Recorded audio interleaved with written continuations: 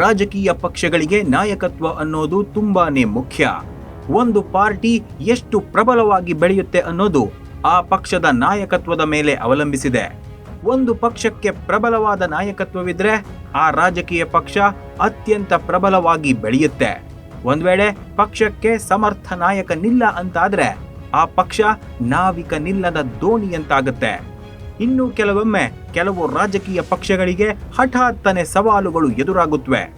ಒಂದೊಮ್ಮೆ ಆ ಪಕ್ಷದ ಚುಕ್ಕಾಣಿ ಹಿಡಿದಿದ್ದ ನಾಯಕ ಹಠಾತ್ತನೆ ಕಾಲವಾದ್ರೆ ಅಂತಹ ಪಕ್ಷಕ್ಕೆ ಅಸ್ತಿತ್ವದ ಪ್ರಶ್ನೆ ಎದುರಾಗುತ್ತೆ. ಈಗ ಮಹಾರಾಷ್ಟ್ರದ ಒಂದು ರಾಜಕೀಯ ಪಕ್ಷಕ್ಕೂ ಸಹ ಅಂತಹುದೇ ಒಂದು ಅಗ್ನಿ ಪರೀಕ್ಷೆ ಎದುರಾಗಿದೆ. ಸದ್ಯ ನಾಯಕತ್ವದ ಕೊರತೆ ಎದುರಿಸುತ್ತಿರೋ ಪಕ್ಷವೇ ಅಜಿತ್ ಪವಾರ್ ನೇತೃತ್ವವಿದ್ದ ಎನ್ಸಿಪಿ. ಮಹಾರಾಷ್ಟ್ರದ ಉಪಮುಖ್ಯಮಂತ್ರಿ ಹಾಗೂ ಎನ್ಸಿಪಿಯ ಒಂದು ಬಣದ ನಾಯಕರಾಗಿದ್ದ ಅಜಿತ್ ಪವಾರ್ ದುರ್ಮರಣಕ್ಕೀಡಾಗಿದ್ದಾರೆ. ಬಾರಾಮತಿಯಲ್ಲಿ ನಡೆದ ವಿಮಾನ ದುರಂತದಲ್ಲಿ ಅಜಿತ್ ಪವಾರ್ ಅಕಾಲಿಕ ಮರಣಕ್ಕೆ ತುತ್ತಾಗಿದ್ದಾರೆ. ಬಾರಾಮತಿಯನ್ನ ಅನೇಕ ಬಾರಿ ಪ್ರತಿನಿಧಿಸಿದ್ದ ಅಜಿತ್ ಪವಾರ್ ತಮ್ಮ ರಾಜಕೀಯ ಕರ್ಮಭೂಮಿ ಬಾರಾಮತಿಯಲ್ಲೇ ತಮ್ಮ ಇಹಲೋಕ ಯಾತ್ರೆ ಮುಗಿಸಿದ್ದು ದುರಂತ. ಅಕಾಲಿಕ ಮರಣಕ್ಕೆ ತುತ್ತಾಗೋ ಮೂಲಕ ಮಹಾರಾಷ್ಟ್ರ ರಾಜಕೀಯದ ಅನಭಿಷಕ್ತ ದೊರೆಯ ಯುಗಾಂತ್ಯವಾಗಿದೆ.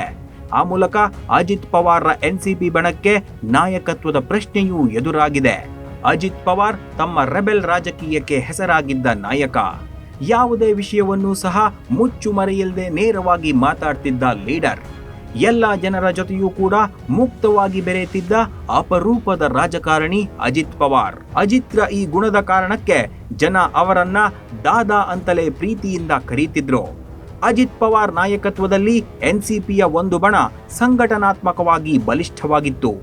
ಮೊದಲು ತಮ್ಮ ಚಿಕ್ಕಪ್ಪ ಹಾಗೂ ರಾಜಕೀಯ ಗುರು ಶರದ್ ಪವಾರ್ ಜೊತೆಗೆ ಎನ್ಸಿಪಿಯಲ್ಲೇ ಇದ್ರು ಅಜಿತ್ ಪವಾರ್.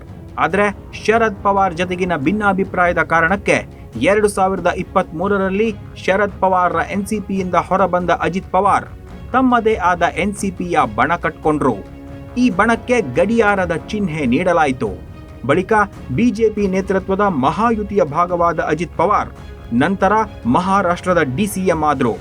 ಆ ಬಳಿಕ ನಡೆದ ಮಹಾರಾಷ್ಟ್ರದ ಅಸೆಂಬ್ಲಿ ಚುನಾವಣೆಯಲ್ಲೂ ಕೂಡ ಉತ್ತಮ ಸಾಧನೆ ಮಾಡಿದ ಅಜಿತ್ ಪವಾರ್ರ ಎನ್ಸಿಪಿ ಬಣ 41 ಸ್ಥಾನಗಳಲ್ಲಿ ಜಯಗಳಿಸಿತ್ತು. ಆದ್ರೀಗ ಅಜಿತ್ ಪವಾರ್ ದುರಂತ ಅಂತ್ಯ ಕಾಣೋ ಮೂಲಕ ಎನ್ಸಿಪಿಯ ಗಡಿಯಾರದ ಮುಳ್ಳುಗಳನ್ನ ತಿರುಗಿಸುವವರ್ಯಾರು ಅನ್ನೋ ಪ್ರಶ್ನೆ ಉದ್ಭವಿಸಿದೆ. ಅಜಿತ್ ಪವಾರ್ ದುರ್ಮರಣಕ್ಕೆ ತುತ್ತಾಗೋದ್ರೊಂದಿಗೆ ಎನ್ಸಿಪಿಯ ಒಂದು ಬಣ ಈಗ ಅನಾಥವಾಗಿದೆ. ಪಕ್ಷವನ್ನ ಮುನ್ನಡೆಸೋ ಸಮರ್ಥ ನಾಯಕನಿಗಾಗಿ ಉತ್ತರಾಧಿಕಾರಿಗಾಗಿ ಹುಡುಕಾಟ ಶುರುವಾಗಿದೆ. ಇದಕ್ಕಿರೋ ದೊಡ್ಡ ಅಡ್ಡಿ ಅಂದ್ರೆ ಎನ್ಸಿಪಿಯ ಅಜಿತ್ ಬಣದ ನೇತೃತ್ವ ವಹಿಸಿಕೊಳ್ಬೇಕಾದ ನಾಯಕ ಅಜಿತ್ ಪವಾರ್ರ ಸ್ಥಾನವನ್ನ ತುಂಬಬೇಕಾದ ಅನಿವಾರ್ಯತೆ ಇದೆ. ಆದ್ರೆ ಅಜಿತ್ ಪವಾರ್ರಂತಹ ಚತುರಮತಿ ಅನುಭವಿ ರಾಜಕೀಯ ನಾಯಕ ಸದ್ಯ ಎನ್ಸಿಪಿಯ ಒಂದು ಬಣದಲ್ಲಿ ಯಾರೂ ಕೂಡ ಕಾಣಿಸ್ತಿಲ್ಲ. ಹಾಗಾಗಿ ಪಕ್ಷದ ಆಧಾರ ಸ್ತಂಭವೇ ಕುಸಿದಂತಾಗಿದ್ದು ಪಕ್ಷ ಅತಂತ್ರ ಸ್ಥಿತಿಗೆ ತಲುಪಿದೆ. ಹೀಗಾಗಿ ಪಕ್ಷದ 41 ಶಾಸಕರ ಗತಿ ಏನು ಅನ್ನೋ ಪ್ರಶ್ನೆ ಕಾಡ್ತಾ ಇದೆ. ಎನ್ಸಿಪಿ ರಾಜ್ಯಾಧ್ಯಕ್ಷ ಸುನೀಲ್ ದತ್ತಾತ್ರೇಯ ತತ್ಕರೆ ಹಾಗೂ ರಾಷ್ಟ್ರೀಯ ಕಾರ್ಯಕಾರಿ ಅಧ್ಯಕ್ಷ ಪ್ರಫುಲ್ ಪಟೇಲ್ ಅವರನ್ನ ಹೊರತುಪಡಿಸಿದ್ರೆ ಪಕ್ಷದ ಮುಂದಾಳತ್ವ ವಹಿಸಿಕೊಳ್ಳೋ ಸಮರ್ಥ ನಾಯಕರು ಸದ್ಯಕ್ಕೆ ಪಕ್ಷದಲ್ಲಿ ಯಾರೂ ಕಾಣ್ತಿಲ್ಲ ಎನ್ನಲಾಗ್ತಿದೆ. ಈ ನಡುವೆ ಅಜಿತ್ ಪವಾರ್ರ ಮಗ ಪಾರ್ಥ ಪವಾರ್ರ ಹೆಸರು ಕೂಡ ಕೇಳಿ ಬರ್ತಿದೆ. ಆದರೆ ಈ ಎಲ್ಲ ಹೆಸರುಗಳ ನಡುವೆ ಇನ್ನೊಂದು ಹೆಸರು ಪಕ್ಷದ ನಾಯಕತ್ವಕ್ಕಾಗಿ ಕೇಳಿ ಬರ್ತಿದೆ. ಆ ಹೆಸರೇ ದಿವಂಗತ ಅಜಿತ್ ಪವಾರ್ರ ಪತ್ನಿ ಸುನೇತ್ರಾ ಪವಾರ್ರದ್ದು. ಕೇವಲ ಅಜಿತ್ ಪವಾರ್ರ ಪತ್ನಿ ಅನ್ನೋ ಕಾರಣಕ್ಕೆ ಪಕ್ಷದ ನಾಯಕತ್ವಕ್ಕೆ ಸುನೇತ್ರಾರ ಹೆಸರು ಕೇಳಿ ಬರ್ತಿಲ್ಲ. ಸುನೇತ್ರಾ ಅವರಿಗೆ ರಾಜಕೀಯ ಹಿನ್ನೆಲೆ ಕೂಡ ಇದೆ. ರಾಜ್ಯಸಭಾ ಸದಸ್ಯೆಯಾಗಿರೋ ಸುನೇತ್ರಾ ರಾಜಕೀಯವಾಗಿ ಪ್ರಭಾವಿ ಕುಟುಂಬದ ಹಿನ್ನೆಲೆಯವರು. 1985ರಲ್ಲಿ ಅಜಿತ್ ಪವಾರ್ರನ್ನ ವಿವಾಹವಾದ ನಂತರವೂ ರಾಜಕೀಯ ಜಂಜಾಟದಿಂದ ದೂರವೇ ಉಳಿದಿದ್ರು ಸುನೇತ್ರಾ. ಆದರೆ ವಿದ್ಯಾ ಪ್ರತಿಷ್ಠಾನ್ ಟ್ರಸ್ಟಿಯಾಗಿ, ಸಾವಿತ್ರಿಬಾಯಿ ಫುಲೆ ಪುಣೆ ವಿವಿಯ ಸೆನೆಟ್ ಸದಸ್ಯೆಯಾಗಿ ಶೈಕ್ಷಣಿಕ ಕ್ಷೇತ್ರದಲ್ಲಿ ಗುರುತಿಸಿಕೊಂಡಿದ್ರು.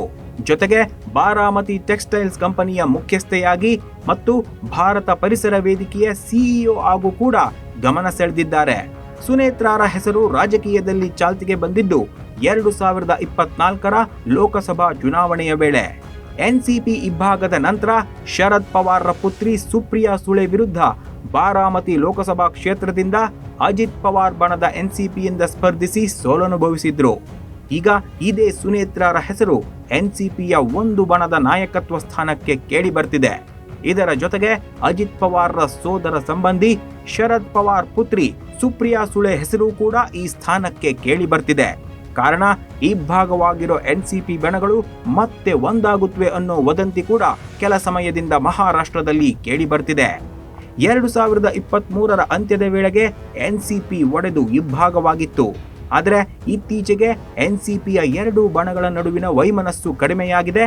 ಹಾಗಾಗಿ ಎರಡೂ ಬಣಗಳು ಶೀಘ್ರ ಒಂದಾಗುತ್ತವೆ ಅನ್ನೋ ಸುದ್ದಿ ಹರಿದಾಡಿತ್ತು.